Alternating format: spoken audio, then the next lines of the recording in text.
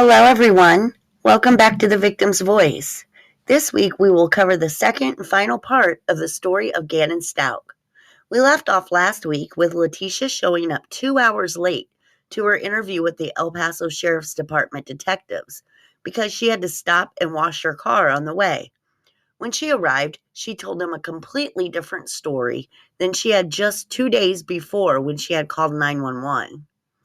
The new story she tells detectives is a real doozy. She said she had been held at gunpoint and raped by a Hispanic man who told her his name was Eduardo. She said Eduardo abducted Gannon after he finished raping her. When asked to describe Eduardo, all she could say was he was Hispanic with brown eyes and brown hair. Letecia said after the incident with the candle burning the carpet, she drove around the neighborhood where there was some new construction taking place. It was a growing neighborhood, so there was a lot of construction workers and working on different properties. She found Eduardo working on one of the houses and asked him if he could repair the burnt carpet in her house. He said he would do it, so Letecia gave him the garage code, and they agreed he would come fix the carpet the next day while she was at work and the kids were at school. After that, she and Gannon left to go to Petco. She said when she and Gannon got home that afternoon, she disarmed the ADT alarm and found Eduardo hiding in the basement. He then attacked her at gunpoint, raped her for an hour, then knocked her out, causing her to black out. Side note, she had no injuries to her head. She said that during Eduardo's attack on her, Gannon jumped on his back. Eduardo threw Gannon off and he flew across the room. She said he'd stopped raping her to allow her to go upstairs and greet Lena when she returned home from school. She then sent Lena outside and returned to Eduardo downstairs in the basement. She said this all took place between 3:30 and 4:30 p.m. She is such a bad storyteller. She was at the front door, but instead of running out and getting help or screaming to get someone's attention, she quietly returned to the basement so that Eduardo could finish attacking her. It doesn't make sense. She said when she returned downstairs, Eduardo had a gun pointed at Gannon and ordered her to get him a suitcase. She said she gave him a brown suitcase and a cardboard box. He then attempted to rape her another time, but hit her again and she blacked out for a second time.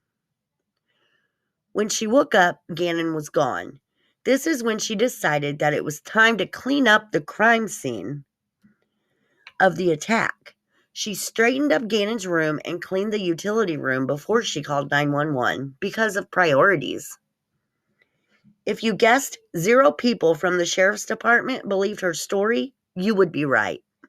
In fact, the investigator who wrote the arrest affidavit wrote, "I submit that Letecia did in fact clean something up, but it was the murder scene of Gannon, not a sexual assault." At the end of the interview, Letecia told the detectives she needed to leave. They were going to make sure that she didn't. The detectives instead took her cell phone and kept her there while they waited for a search warrant to retrieve her DNA.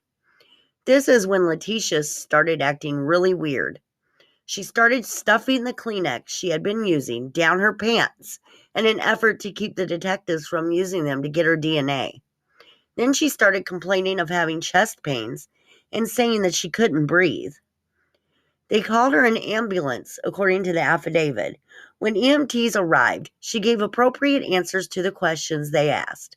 But on the way to the hospital, with investigators riding along, she all of a sudden became unresponsive when the EMTs were asking her questions. Once she got to the hospital, she seemed to have, quote, a miraculous recovery, end quote. They examined her and found nothing wrong. While she was there, they offered to have a rape kit done, but she declined. Now trapped in a hospital room with nowhere to go, because it's obvious Letecia doesn't think her plans through, investigators continued to question her, but she wasn't cooperating. They finally told her they were going to detain her while they waited for the DNA warrant to clear. Once it cleared and they got the DNA, though, Letecia ran out of that hospital as fast as she could. She left before all the test results came back, and because they had not physically detained her, There was nothing that they could do. An unknown person picked her up and drove her to get the Tijuan from the police station. They still didn't have a warrant to seize the Tijuan. She then went to go and meet Harley.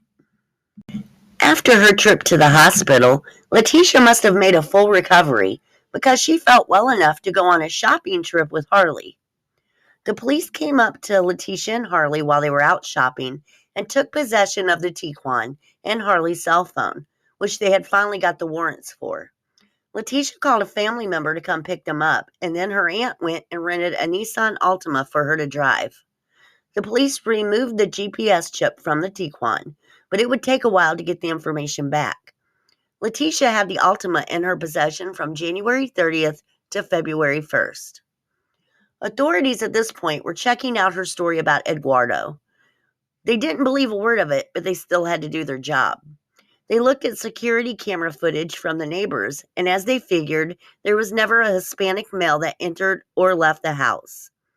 Phone records actually proved that Letecia was on her phone during the time she was allegedly raped. She had made an outgoing call and sent out 8 text messages. This proved the detective's suspicions that Letecia was a lying sack of crap. On January 30th, Gannon's case went from being labeled a runaway to an endangered persons case. They said this was done because of the time he had been missing, his age, and his reliance on medication. They didn't include their suspicions about Letecia and the blood found in the home. By this time, rumors were going crazy on social media, and most people had their own suspicions about Letecia. This is when everyone started watching and picking apart every move that Letecia made, both on social media and in the public. Letecia decided to do an interview with the local TV station on the 31st of January. I'm going to play it for you now. Keep in mind as you listen that she has her back to the camera the whole time while wearing sunglasses. I don't know if she thought no one knew what she looked like at this point or what, but it was very strange. Here it is. You know, I'm just ready for Gannon to come home. Most importantly, for him to see his family. But second, I am going to be so ecstatic when I'm able to say to people that I hope they have a really sincere apology for all these theories that have came out online, for all the things they said that I have done or people have done. And I just want everyone to know that we're going to find Gannon. And I love him so much. I've helped taking care of him for so long. Can you talk to me a little bit about him? I don't know him. Gannon is so kind, and he loves to play video games. That's one of his favorite things. He loves Sonic and Mario, and, you know, he's always helpful, and he was always so helpful with the dogs around the house, and we have 2 little cute dogs, and he was always like a person I could say, Gannon, can you go do this? And he would do it right away. You know, sometimes with kids, we have to remind them and things like that, and that's okay, but he was so sweet and able to help anyone. He could notice when you're sick and say, are you okay? And such a kind heart. I took care of Gannon for the last 2 years in our home because his mother didn't want to do it. Gannon, when you get here, you'll be able to truly tell what happened. And then I really hope I get a sincere apology from everyone who has made all those things, especially from my husband. We just wanted to add a message to Gannon from my family, is that we love you and miss you. And we hope that you come home soon. And Gannon, I can't wait till you can come home and let everyone know that you're okay. We love you. The narcissistic tendencies of this lady are running rampant. The audacity to say everyone is going to owe her a sincere apology? Her stepson is missing, yet she is worried about what people think of her. She is the one person that knew Gannon was never coming home. And then to throw in jabs at Gannon's mother, this disgusted so many people. This interview should have been the point where everyone knew she did something to that sweet little boy. It was almost as cringy as the infamous porch interview of Chris Watts. Then, if the interview wasn't bad enough, Letecia decided to make a post on Facebook that same day. It read, quote, I'm going to go ahead and say this so y'all can delete me. No desperation here, just to show how dumb people are. It is well with my soul, but I've had enough. Call it trashy, but I've had enough of the lies and threats. Most of y'all in this speculation group are delusional. First, the neighbor sold the video for money. Then there was another one from the other side that was sent in, but they haven't released that because of these wannabe detectives. It's a tactic to keep idiots busy while we find Gannon. You guys claim to come together, but have brought hate in the same sentences. Gannon's mom didn't give a shit about him or his sister. She had them at motels, in abusive situations, criminal scenes with her husband, did drugs. Heck, Gannon even found her iPad with her doing drugs, and we have pictures of those. Al rescued them from guns in the back of their cars, police stops, living from place to place, no home, even had to fly on a plane from Alaska through the night to bring them back to us because she changed schools 3 times and had no place to live. She sold his toys, his Nintendo Switch, and other items for drugs. So keep thinking that she cares and raising money. Gannon is still out there, and for those of you making all these speculations in some groups are idiots. What about raising money for a reward, not supporting someone who is faking? They know exactly what was told to them, and they have followed those leads. Downing a person who has taken care of kids more than their mom is stupid. Knowing the facts, they don't involve someone hurting him. This is who you are putting on a pedestal while trying to bully someone else based on tasteless wannabe keyboard detectives. Do what Gannon would do. Realize he needs to be home so he could be with the people who took care of him and loved him. End quote. This lady has the audacity to talk shit about Gannon's mama when her baby boy is missing. Landon may have had her personal problems, but there was never any doubt by anyone, including Al, that she loved her babies more than anything in the world. She knew at that time she couldn't give them the best life, so she selflessly let them go to their father, trusting that they would be safe in his care, trusting that his current wife would treat her children as if they were her own.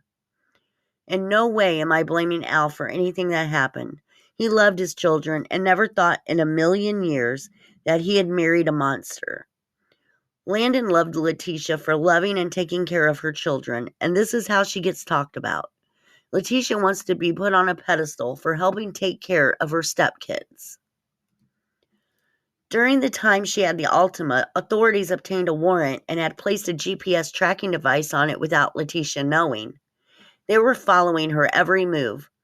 On the evening of the 31st, they determined that Letecia drove to an area near Palmer Lake along Highway 105 and South Perry Park Road. This was a complete rural area that she would have no reason to go to. She didn't know anyone who lived out that way, and there were no stores or anything, so it was a weird spot to just go hang out at. They believe this is where she went on the evening of the 28th when her phone was turned off, and she dumped Gannon's body and had now come back to pick it up. Around this time, the detectives got back the information from Letecia's phone, and they found some very odd activity on it. We already know they found her phone was put into airplane mode on the evening of the 28th. During the time, it's believed she dumped Gannon's body off of Highway 105. But they also found some other things. In her search history between January 25th and the 28th, she was searching websites for jobs out of state, such as LA and Orlando. She also viewed apartments in those areas and was figuring out moving costs with a calculator. Let's go over some of Letecia's internet usage from right before Gannon went missing until right after he went missing. I have never seen anyone use Google as their own personal journal until now. On the 25th, 2 days before Gannon disappeared, Letecia made the following Google searches between 12 p.m. and 8 p.m. Find real military singles. Parenting should be 4 people, not 1. I'm overdoing all the work for my stepkids and their mom doesn't help. Mom advice from stepmoms. If you aren't involved in your kid's life, you are shitty. My husband's ex-wife does nothing for her kids. I wonder if my husband's ex-wife is sending me a Valentine's card since I raise her kids. One day, some people will wish they had treated you differently. Why should my husband choose me over family? Find me a rich guy who wants me to take care of his kids. Find a guy who wants me to take care of his kids and get paid. Why was she using Google like it was her journal? The next morning, the 26th, she is back on Google at 9:25 a.m. She searches. It's crappy some parents don't care for their kids or buy them presents. Parents are those who put their kids before their nails. Then on the 27th, just after midnight, the day Gannon goes missing, she searched. My son burnt the carpet. How do I fix it? Will humidifiers help if exposed to smoke? Colorado law for kids staying at home. School is out. Is it okay for my kid to stay home alone? Son is sick, but I have to go to work. Son's sick. Can he stay home? Then at 4:40 a.m., she searched. Suede repair for sofa. She was quiet on Google after that until 6:55 p.m. when she searched El Paso Sheriff Department's phone number. This is when she called 911 to report Gannon missing. The next day, January 28th, Letecia searched on Google, what is the process for our runaway child? Police steps for our runaway. Police steps for a missing child. Today's flights, OKC to COS. This was probably checking to see when Al's flight would be coming in. At 1:57 p.m. on the 28th, Letecia Googled, can Nintendo find my Switch? According to Google, they can't. It's believed after making this search, she got rid of the Switch, thinking it would make it look like Gannon had indeed run away. Little did she know, authorities were already onto her lies at that point. At 4:00 p.m. on the 28th, during the search, investigators asked for Gannon's toothbrush, and in total Letecia fashion, she ran to her Google diary and typed, they are asking for our son's toothbrush, but say nothing is wrong. At around 4:30 p.m., Letecia texted Al and said, quote, something isn't right. I think they are hiding something, end quote. Al answered with, who? The police? Letecia responded with, yes, they asked for toothbrushes. Al said, what do you think they're hiding? This was the point in the investigation when Letecia quit cooperating with authorities and started being difficult to locate. The only way they were able to contact her was via phone, and she said she didn't want anyone in her house anymore. Other searches on Google had been deleted, so we don't know when exactly they were made, but they do tell us how Letecia was feeling about her marriage and her stepkids at that time that she made them. They were, Find Me a New Husband book. I feel like I'm just a nanny, not a stepmom. Husband uses me to babysit his kids. Are there any free money to move away from a bad situation? My husband never posts about me, but he does everything else. My husband only cleans up for the army, not me. I'm just a glorified babysitter. Find a new husband. Sent my husband sexual messages and he ignores them. Make my husband want me more. I feel like my husband uses me to babysit his kids. Find a guy without kids. On February 5th, Gannon had been missing for 9 long days. Al and Landon appeared together as a united front in front of the media for the El Paso County Sheriff's Office. They pleaded and begged for the safe return of Gannon. They didn't mention Letecia at all. In fact, Letecia wasn't even present for that press conference. For the next few weeks, authorities began recording the calls between Al and Letecia. Letecia's story seemed to change with every call. She kept telling Al that she would tell him the truth if he gave her immunity. If she did nothing wrong, why would she need immunity, and why would she think Al could offer her that? It's not like he was a member of law enforcement. Even though all signs pointed at Letecia doing something to Gannon, the truth was, at this point, they didn't have enough to arrest her yet. There was still no sign of Gannon anywhere. The GPS data finally came back from the Tiguan and the Altima, and it revealed their theory was correct. She removed the vehicle from the airport parking lot and drove an hour away to Douglas County, to the area near Palmer Lake and Highway 105. When authorities went to the rural area to search, The ground was covered in snow, causing the search to last for days. Then they found something, a piece of particle board with what appeared to be blood on it.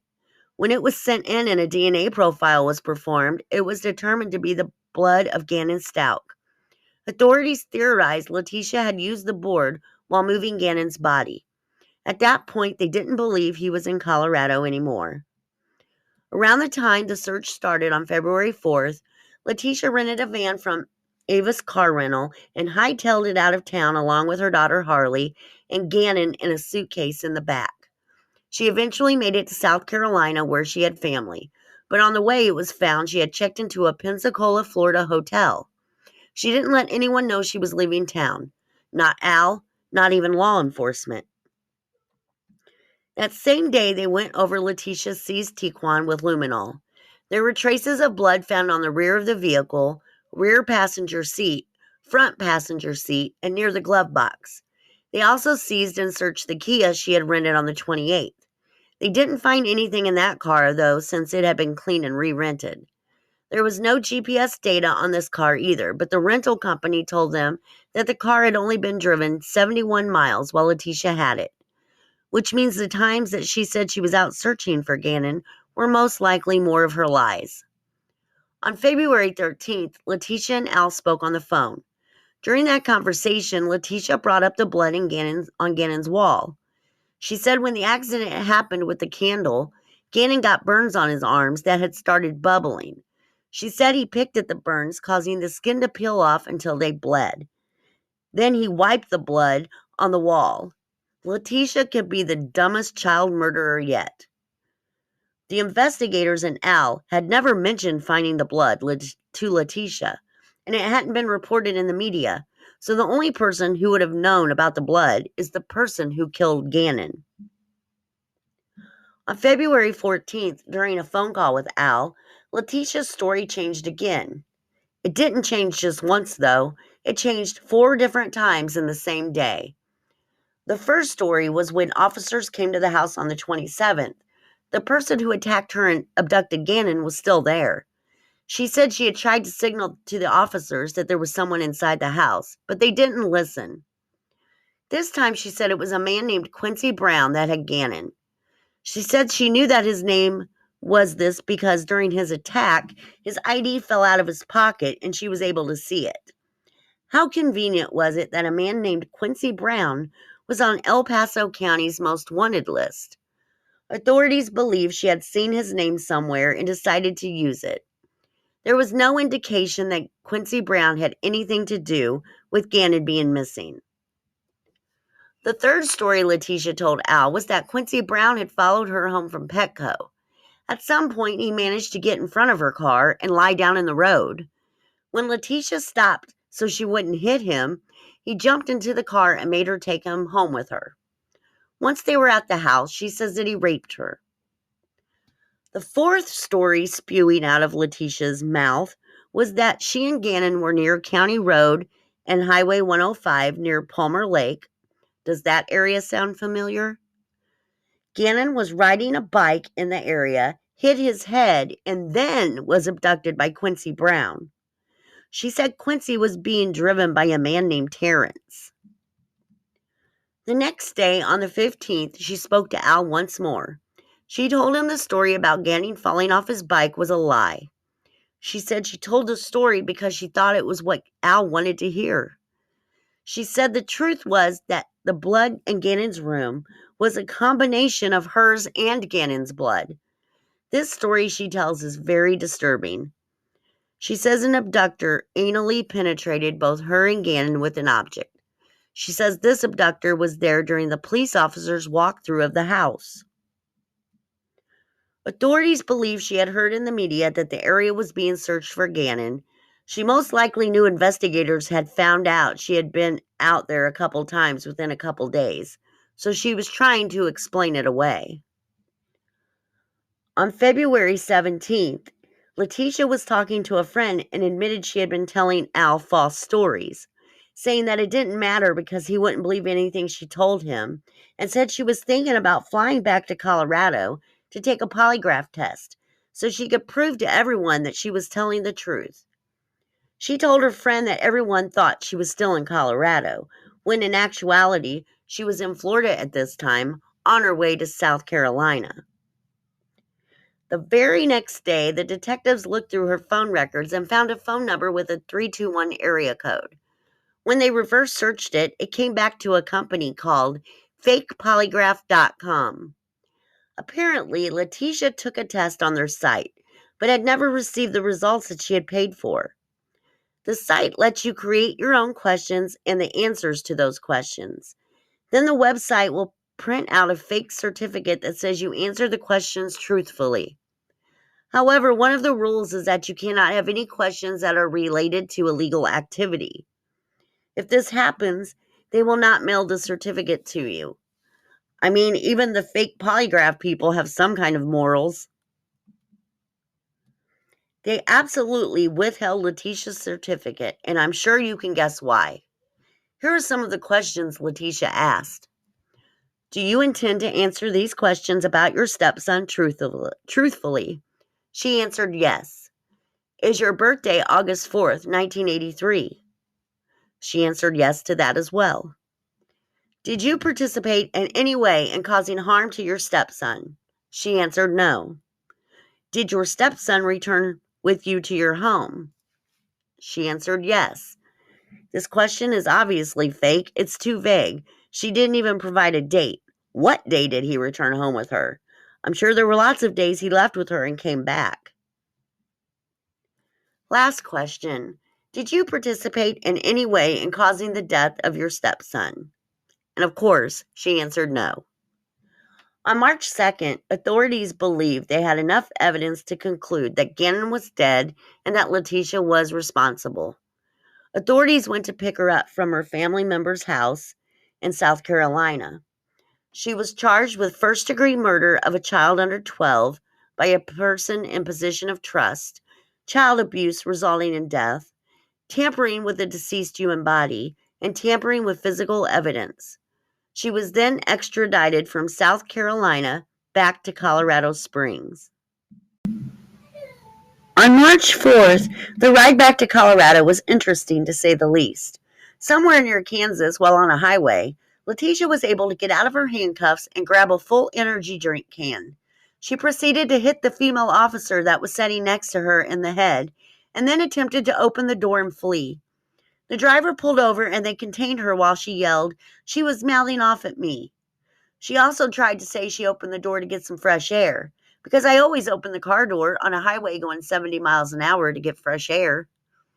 The deputy that was attacked was taken to the hospital to be treated for her injuries, and Letecia was held in a Kansas jail for nearly 12 hours. On March 5th, Al filed for divorce from this monster. He also has asked the judge to make Letecia change her last name. He says she doesn't deserve the name Stauch, and it makes him sick to his stomach every time he hears her called that. On March 18th, almost 1,400 miles away from Colorado Springs, near Escambia River Bridge on Interstate 90, some bridge workers were inspecting a bridge near Pace, Florida, when they saw a suitcase that looked like it had been tossed from above. This was about 3 miles from the hotel Letecia had stayed in on her way to South Carolina. When they started to unzip, the smell of decomposition overcame them. That's when they saw this small child's foot wearing a sock with footballs on it. He was in the fetal position and was wrapped in sheets and blankets from his bed. It was later determined that the remains were those of Gannon Stauch. They immediately called the police. When they got there, they went through the suitcase and found 3 bullets that were consistent with the bullets in the gun that was found on Al and Letecia's dresser. The pillow that was inside had 2 holes in it. Those holes came from 2 separate bullets. Gannon had one of the most vicious deaths ever heard of. The person that did this was just evil. There is no other word to describe her but evil. Why? What did an 11-year-old boy do to make someone so mad that they attacked him over and over with multiple different objects? An autopsy showed that Gannon had suffered a gunshot wound to the lower portion of his jaw, a fractured skull, and 18 stab wounds to his chest and back.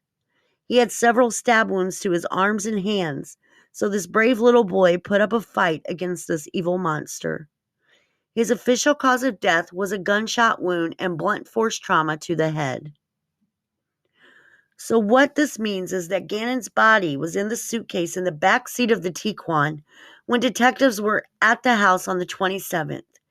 It remained there while the vehicle sat in short-term parking at the airport until the evening of the 28th, when she drove out to Palmer Lake and dumped him.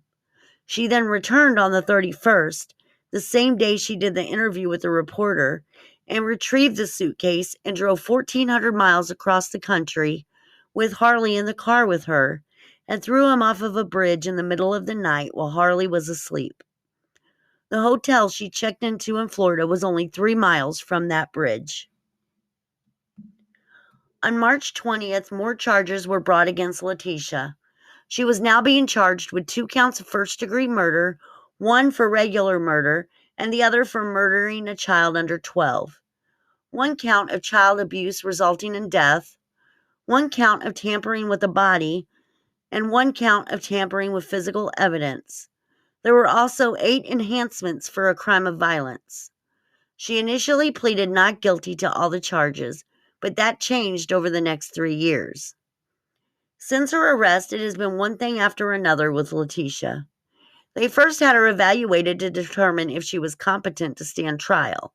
When it was found she was, she challenged the findings and another evaluation was ordered. Once again, she was found competent.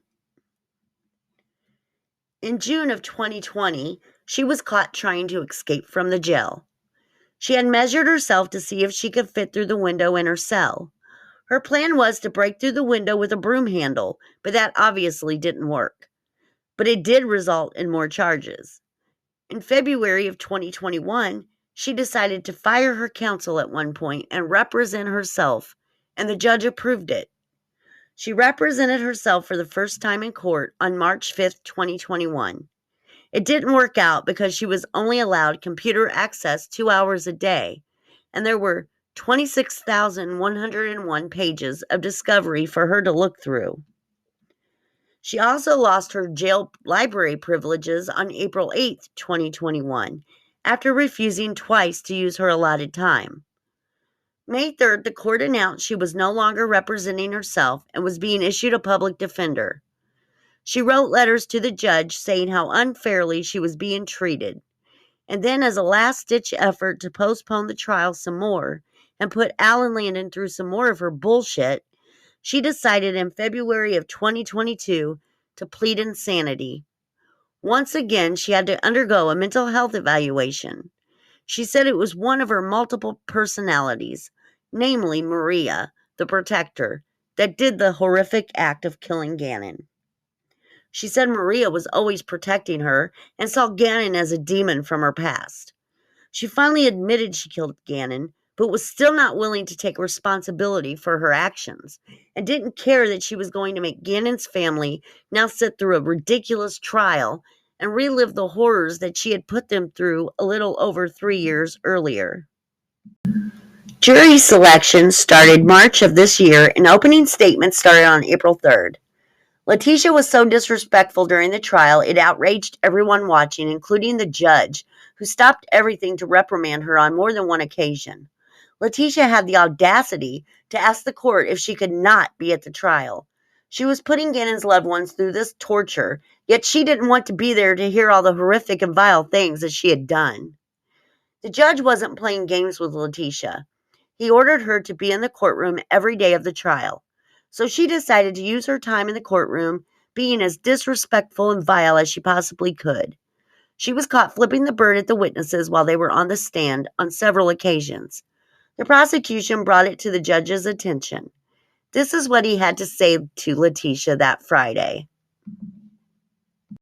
It's come to our attention that during I think mostly the afternoon session of witnesses today, that the defendant has been flipping the bird potentially to witnesses or to our family that are here for Gannon. And there have been pictures that have been passed to me during this process. One, it's disrespectful to this court. It's disrespectful to this process. And I would ask the court to admonish her to refrain from acting this way in the future during the pendency of this case. Okay. I've not seen any of that, but on the other hand, the defendant is to my far right. I can see her some on a screen, but I'll just take it as is. Ms. Stauch, what you need to understand is that I can control the conduct of an awful lot of people in the courtroom, including yours. And don't do that. Don't show that kind of, don't be making disrespectful gestures to witnesses, to people, to family members, anything like that. You need to understand that if that continues, I can have you removed and the trial will continue without you. And you will sit in a holding cell in this building. And every time we take a break, I'll bring you back up to ask whether or not you can conform your conduct to what I'm requiring. If you choose to act in a disruptive behavior or disruptive fashion, I'll just have you removed and we'll continue on without you. And then we'll check and see if you want to come back and behave in a respectful manner.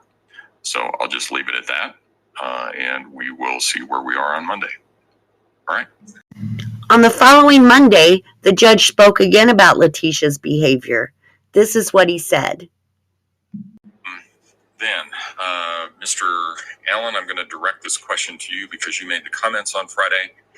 You had indicated that you had received some information, and I thought you said some photographs regarding the defendant's conduct, which potentially could be construed as extending the middle finger or flipping people off, including a witness, perhaps family. Do you have those photographs? I can get them printed. Basically, it was just screen captures from what was being broadcast on WebEx, which I think the court may also have the same things that I saw.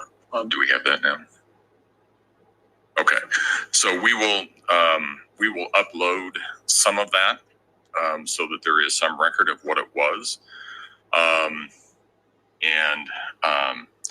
you may have all noticed that the tables have been slightly reconfigured. They'll be reconfigured again after or at lunchtime, largely because I think that table where it is generally wasted space. So what we're going to do is give you a more narrow one and slide that table over further. I'll move that table then to the back so that you can put stuff on it. You may still be able to use it to some extent, but nobody will be able to sit at it. Ms. Stauch, you have the right and obligation to be present for your trial. Being present permits you to see the evidence the prosecution is presenting against you. It permits you to communicate with your lawyers while that is going on and assist them in your defense. You also have the right for the jury not to see you in restraints that are commonly associated with being held in custody or confinement. That way, the jury does not see you as a prisoner or someone who is in custody and is not prejudiced against you because of that. These rights, however, are not without limitation. While you have the right to be present for your trial, you also have the responsibility to behave with the respect and decorum required for this formal proceeding.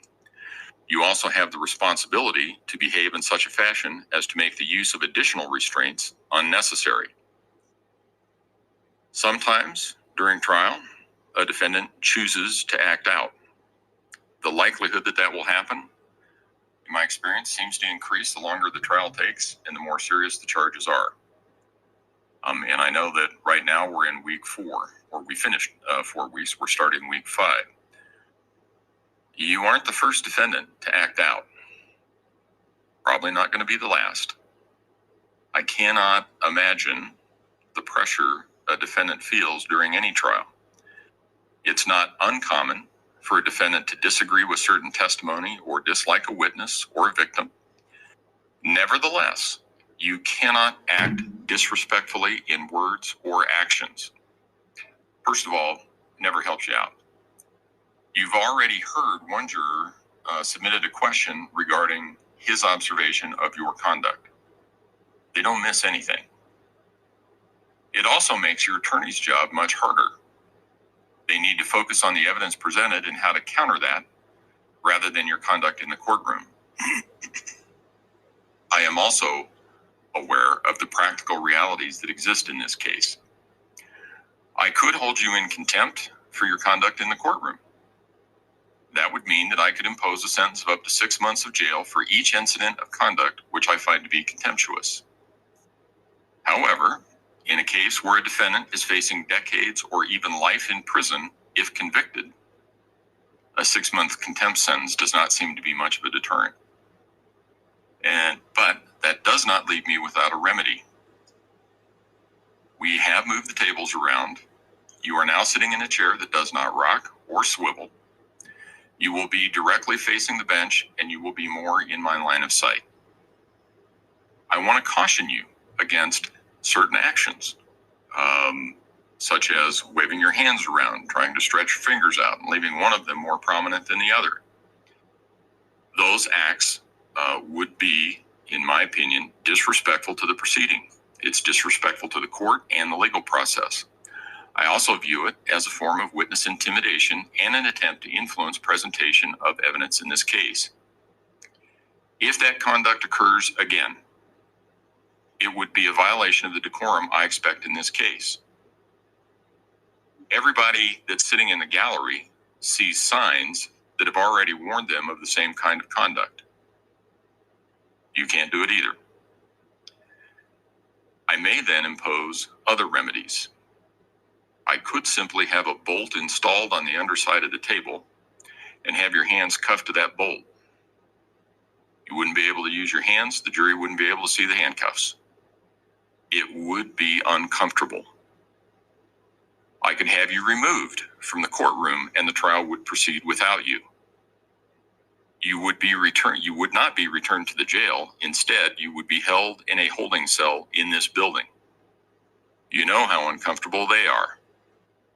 You would then be transported back to the courtroom at every break to see if you had changed your mind and agreed to behave in a respectful manner a courtroom requires. And you would be brought over for the next day of trial, and we would start all over again. I feel like a billion. During most of the trial, Letecia had her head down on the table like the details of the case were boring to her. The only time her head popped up, and she was attentive, was when the defense doctors took the stand to testify to her insanity. She really perked up when the mental health doctor was testifying about the fact that Letecia said she has a button in her jail cell to summon vampires, who of course have the same names as the vampires in the movie Twilight. She also came to court sporting many different ridiculous hairdos, which many people believe her attorneys told her to do to make her insanity plea more viable. All of her tricks didn't work, however, because after 6 weeks and over 100 witnesses, the trial ended and the attorneys gave their closing statements. The jury took 8 hours to deliberate, and on May 8, 2023, they came back with a verdict.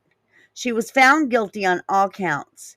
The judge and attorneys all agreed that the family had waited 3 years for this day because of Letecia's nonsense, so they weren't going to make them wait any longer. They decided to sentence her the same day, 30 minutes after the verdict was read. I'm going to play for you now parts of the heart-wrenching victim impact statements read by both Gannon's dad, Al, and his mom, Landon. This picture shows that in the 4th grade, he already had a mind for service.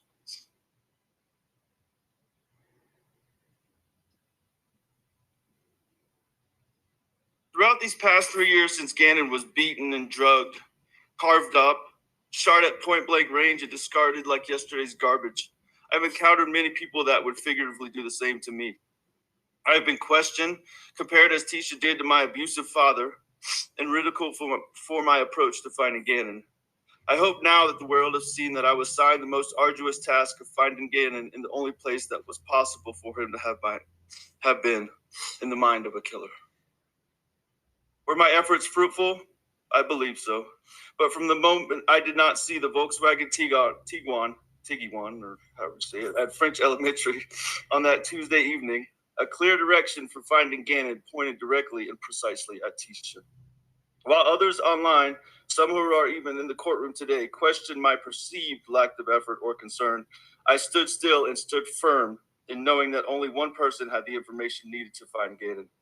Now I say woe to the person who questions a father's resolve when the safety and well-being of his children are at stake.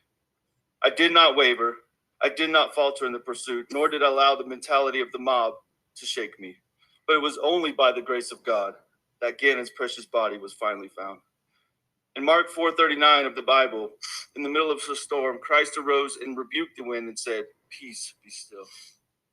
In times of trial in my life, from seeing my father being taken away in handcuffs, seeing that sweet 1 pound, 6 ounce baby boy for my firstborn son being put into a Ziploc bag after he was born to help regulate his body temperature, and now searching for and never finding my son again, I have but one choice, and that is the times of trial and tribulation to have that peace and be still. As I alluded to previously, that stillness does provide an easy target for many who do not understand peace, hope, and even faith. Some, including Letecia, feasted on my stillness, attacked, and yes, left several scars. One of these scars comes in the form of the financial and residential ruin that began in the early days of this ordeal. I'm just going to skip this part because I don't want to make this any more about me. I'm not seeking any restitution, Your Honor. For the $1.50 a month I receive from the defendant, Letecia, would just keep me connected to her for the rest of my life, and I don't want that. So absolutely no restitution, Your Honor. The murderer of which I speak was not always such. When I met Letecia, she was beautiful, extremely intelligent, as many have testified to, and a seemingly successful woman. A far cry from the nappy-headed, murderous, narcissistic, and arrogantly flippant human being that sits in our midst today. For me, I still appreciated that they were loved by you. So I thought. She had everyone fooled. She projected abuse and addiction claims against all of us, not just me, when all along she was the one harming innocent children. Anything to take the light off. Manipulating us, breaking my kids, and murdering my son. I can't say that she ruined my life because that will be some form of sick victory for her. Because even through this process, it's been a game to her. The people who listened doesn't know her style or her sly jabs. She's even made at Albert and I. They do not know the significance of certain things she says or does. But we do. Instead of allowing her to take that power of hurting me further, I wanted to tell you this. Let me tell you what Gannon has done. Even to this day, even after you murdered him and she tried to taint any positive image of him, he has caused families and communities to come together. Children and adults have given their life to Christ. He has called unity in times of trial. He is a hero. She even tried to steal that away. A cape? Huh? The one image of Gannon that was created for the world. After it went national, TV begging for the return of my son, my hero. How dare her? How truly sick and cruel is she?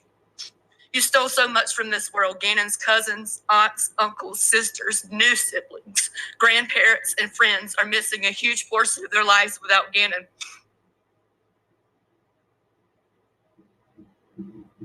Lena is missing her brother. Your Honor, I've never seen a bond between two siblings so close as theirs. She had to take that. Why? I'm afraid we may never know that answer, will we? I show his baby sister, Nova, pictures and videos of Gannon so she will always remember who he is, because she stole him from us. He is not forgotten and never will be. And it's so sad to sit here today and face her, a person even Gannon loved, one that I know while she was attacking and killing him and fought for his life, he defended himself against her, still loving her. A love she never deserved from him for what she has done. While she is too much of a coward to even come forward with the truth, she owes it to Gannon. But the lack of remorse and the lack of respect to Gannon through this child, her lack of compassion shows me that she and we were all wrong. She manipulated all of us, and never loved Gannon, Lena, or Harley. I've sat here for over a month having to listen to her sick lies. Even as she tried to destroy who I was and Albert as a father, I've had to sit and listen and watch every reenactment of images no one wants left in their mind. You wanted to leave us with that, knowing it would torture us. But you underestimated me. I am Landon, Gannon's mom, and that will never change. Through my hurt, anger, and pain, I will never be the monster that she is. I can never be filled with the hate that her heart holds. I pray that we will never have to look at her face again. I will continue to hold on to my faith. Vengeance is not mine, as I surely wish it could be at times, but it's the Lord's. I have to trust in that. Thank you, Judge Warner, for your compassion, your patience through this trial. I want to thank the juror for their attentiveness and time that they took for justice for my boy, to the detectives, officers, legal team for every single second they've poured out into Gannon's case, and to the community for your countless hours. Tisha, that was her biggest mistake. You underestimated this community and this defensive team, Lawson Ranch. They searched for and fought for Gannon within hours, and they never believed your lies from the moment they started. None of these people ever gave up on him. You never looked. All of these people I will forever hold close to my heart. Always Gannon strong, my G-men forever. Justice been served today. Your Honor, I pray that you just give her the best sentencing, the longest sentencing that you can. This will not bring my son back, but I can sleep soundly for the first time in 3 years, knowing that you can never harm, this defendant can never harm anyone again, knowing Gannon will always be a true hero in a cape. He will always be my son. That will never be taken away. Letecia was sentenced to 2 life sentences with no possibility of parole. This monster will never see the light of day again and will never be able to harm another child. Gannon's family wants to forget her existence. She doesn't deserve another thought from any of them. Instead, they want to keep Gannon's memory alive because he's who mattered. Letecia may have physically taken Gannon away from everyone who loved him, but she can never destroy the memories they have of their little hero, their G-Man, Gannon.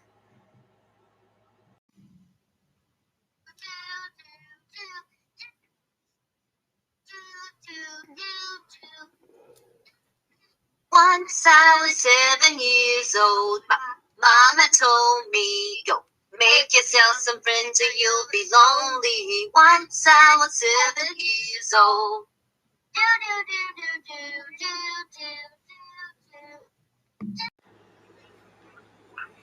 Hey guys, and today I'm about to play some Sonic Mania.